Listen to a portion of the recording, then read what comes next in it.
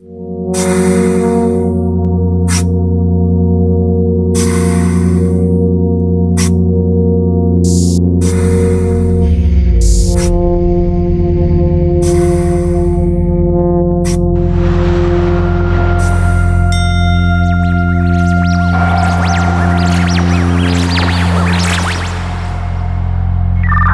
Control, the space pod has landed. Okay, we got Mike here on his BMW S1000RR. Sweet, just got it. So we're gonna be riding with Mike today. Hi, Dan.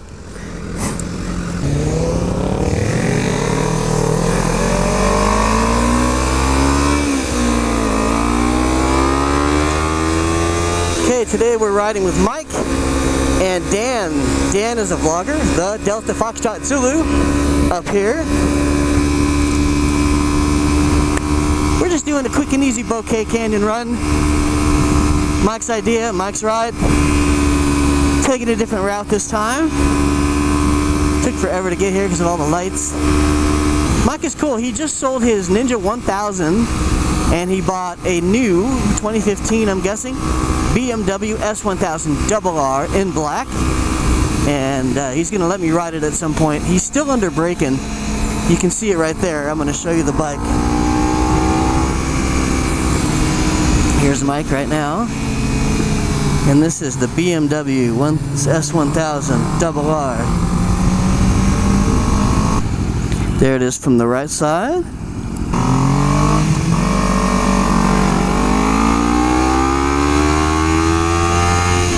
Today, of course, I'm on the Ninja 300. Okay, so I have a request. A lot of you come to me and you're asking me to try your bikes, and of course I love to do that. I don't try every bike people offer, but just because I'm trying to minimize how many bikes I put at risk that aren't my own.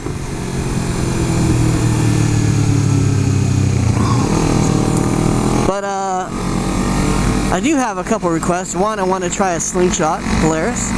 Slingshot. I want to drive it myself.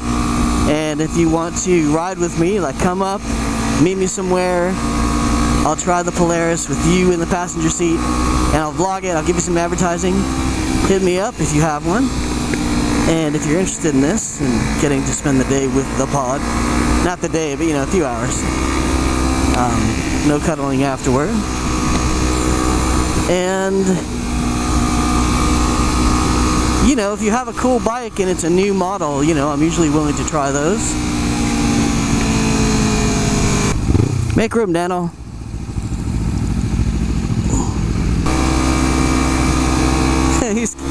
Mike's got an escort of 2 white Ninja 300s. That's pretty cool. Dan's Ninja 300 is very similar to mine.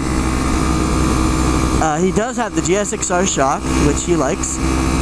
And he also has a gear change indicator and a couple other doodads that I don't have, but I'm pretty happy with my bike. If I were to change a couple things, I'd probably get the Pooch windscreen and light smoke, just because this one has sort of a yellowing effect, but not too dark because I like this front camera to be able to see me. Alright, so what topic are we going to talk about today? Well, I'm mostly here just riding. Mike asked me a question. I had mentioned that in passing, that my most dangerous time as a rider was about 1 to 2 years in. And he asked me to expound on that, and I'm going to quickly vlog that. That first year, when you're riding, when you start riding, you're very cautious. If you're a cautious kind of person, you know, you don't have a death wish. You're on a bike, it might be a 600, it might be a liter bike, might be a 300. When you're first learning, of course, you're going to just make sure you don't die, and you're going to try to do as well as you can and survive the ride, and your threshold for excitement is very low. In other words, just having a bike is exciting. Just riding the bike anywhere, any speed is exciting. And you don't really have your skill yet. You don't have muscle memory. Everything is new. It's like driving a Lamborghini for the first time when you've never driven. Or driving anything for the first time. Remember that?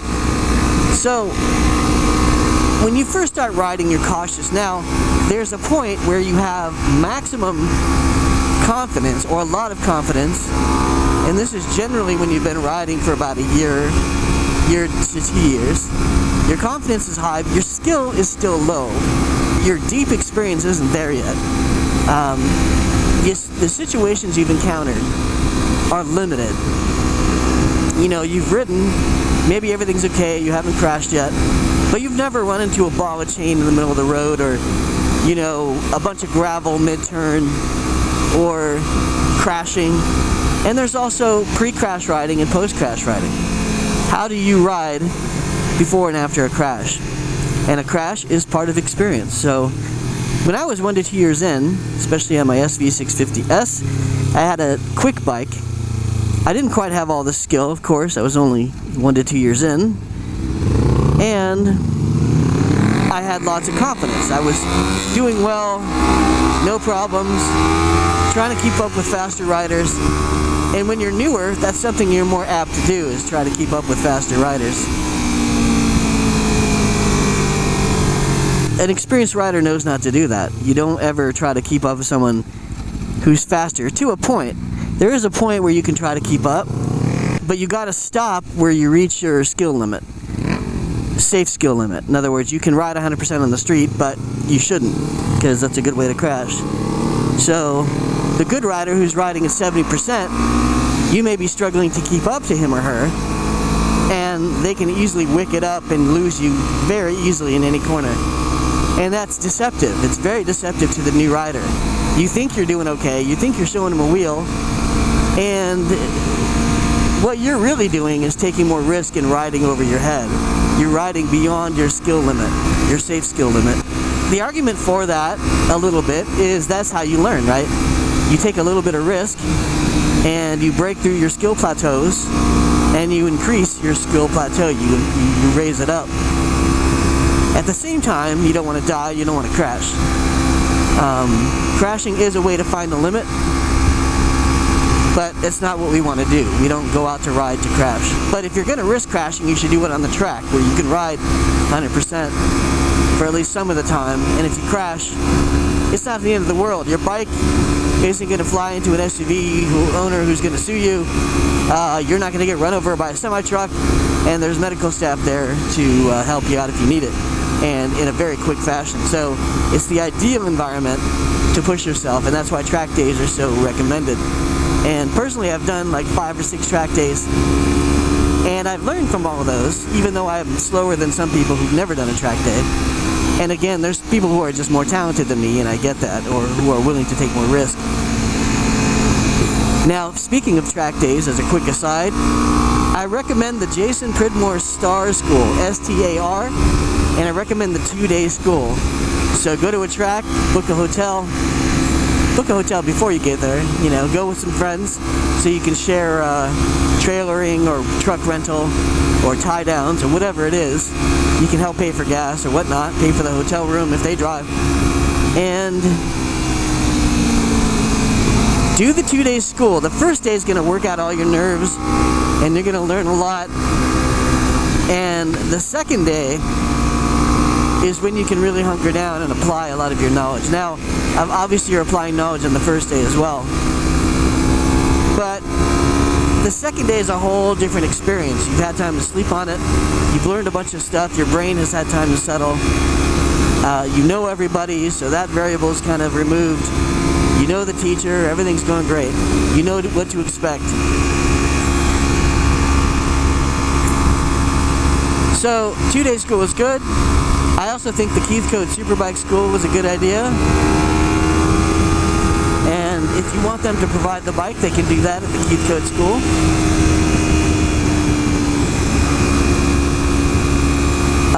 At the Jason Pridmore School, you'll have to bring your own bike. Obviously, you'll need proper attire, proper gear, leathers that zip together, etc. Some schools require 8-inch zippers, some need the full circumference zipper. Just ask. A lot of times I'll make an exception. I've always just had the 8-inch zipper in the back, and it's always been fine. You don't necessarily need knee pucks unless you're dragging knee, but if you are dragging knee, you might want to consider some pucks. So anyway, track days are a good thing. Now, I recommend a school over a free track day. The reason is, on a free track day, it's very easy to ride over your head and get in trouble, especially once you move up to the B group. The C group is the slowest. Usually you can't pass anywhere except on a straight on the outside. The B group allows you to pass on the inside, I think, and it's a faster group, intermediate, and the A group is the advanced group. And if you want to create a mnemonic for that, just remember A for advanced, C for class. So track days are great, but definitely do a track school first. Once you get better, you can do an open track day and move around. You can jump between classes, not too much, you can jump a little bit. Beyond that, street riding is good. Of course, you want to ride within your limits. And like right now, I'm vlogging and I'm riding a little slower than I might otherwise, but I can handle this speed pretty easily, even while talking.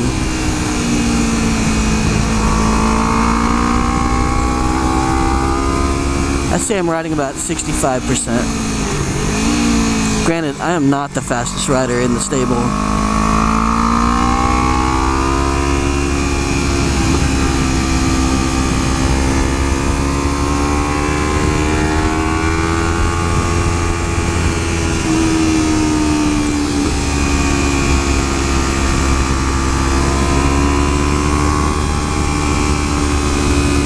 So, street riding, you're going to be more dangerous when you first start learning, especially when your confidence is high and you haven't yet crashed.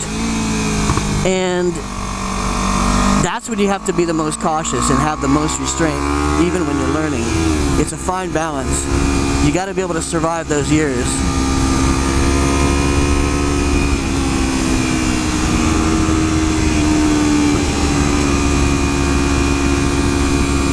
So if you can get through those years, that's great. Now, there's going to be that time when you have your first crash, and you'll probably slow down for a little bit.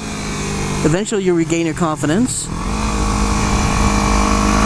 and then you can learn from that crash. You can learn what you did wrong. Your speed might improve, you might slow down a bit. Just remember, on the street, you don't want to go too crazy, because the margin for error isn't that great.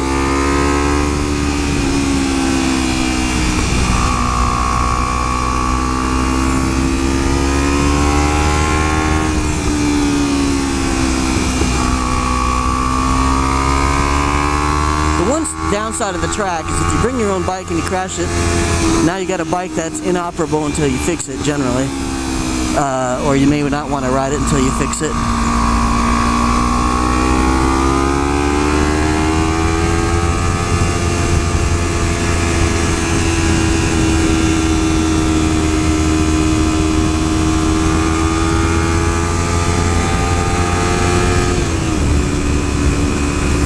So a lot of people like a dedicated track bike for that reason, but you know, that's kind of after you've tasted what a track can do for you and how much you can learn. You can learn more in one track day than like 10 weekends on the street. You really can, because you're able to push yourself in a safe environment.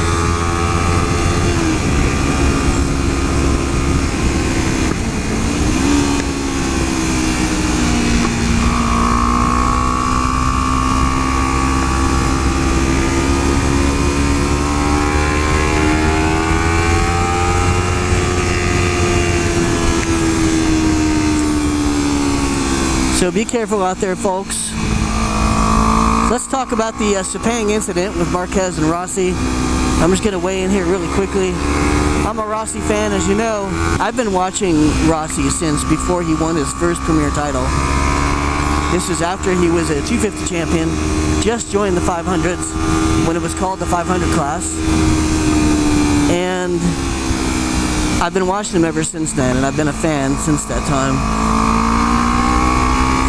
Now, Rossi is an aggressive rider, but I've always thought he was a fair rider, not a dirty rider. Marquez, I thought, at times, has been a dirty rider. And Marquez has done some things, even against Rossi, I think, have been borderline. Sometimes he tries to push people around and he gets a taste of his own medicine or makes himself crash. And Marquez has made himself crash many times with Rossi. I can't list them all here, but I've seen them. Now, what happened at Sepang, Marquez is not part of this championship, and yet I think he has resentment toward Rossi for being out of the championship running, and I think he's been trying to slow Rossi down to favor Lorenzo. And there's a lot of reasons for this, and a lot of people have analyzed it. But we can see that Marquez has probably been doing that. Rossi got really pissed and sort of lost his temper at Sepang and ran Marquez really wide at turn 14.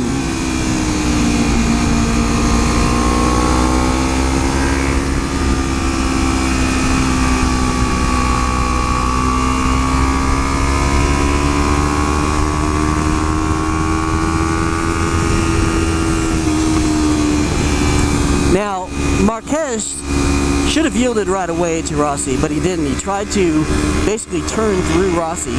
I don't know why he did that, but he did, and he made himself crash. Now, Rossi's leg reflexively went out, but there's no way that was a rabbit kick trying to push Marquez down, per se, because he didn't ask Marquez to lean into him, to try to turn through him. Marquez did that all on his own. Now, I don't agree that Rossi should have lost his temper and ran Marquez that wide, but he was trying to make a point, like, you know, let's race, let's catch Lorenzo, let's fight for the lead, and Rossi has a championship to win, Marquez does not. So, Marquez shouldn't be harassing people in the first place.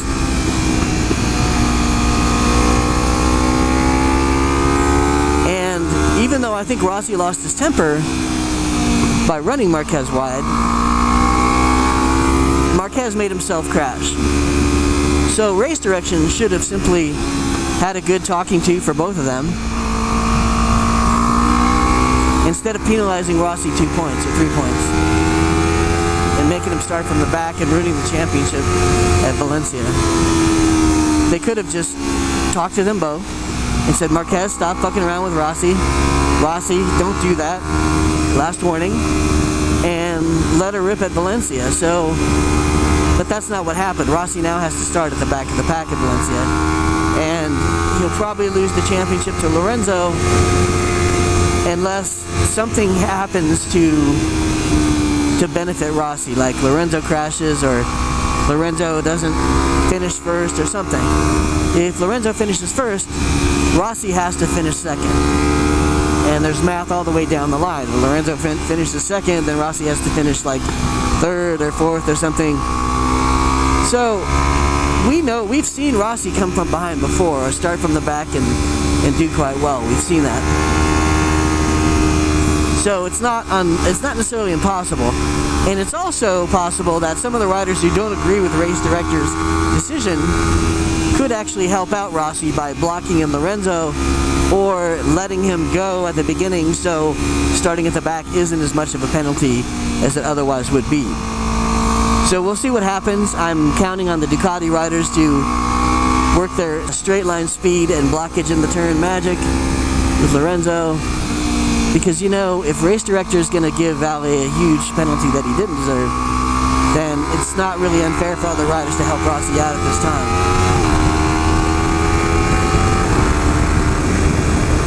So those are my thoughts on that. Let's see what happens at Valencia. Go Rossi. Hopefully Dovi and Iannone will help out Rossi. And we'll see what happens with Marquez. Marquez is going to be a nightmare because Marquez got rewarded for fucking around with Rossi, basically. Even though he made himself crash. Even though he tried to turn into Rossi. And that is just wrong. Of course, Lorenzo is going to go like a bat out of hell. He does have a lot to lose, Lorenzo, so he can't necessarily ride with abandon. He has to come in first. He can't crash.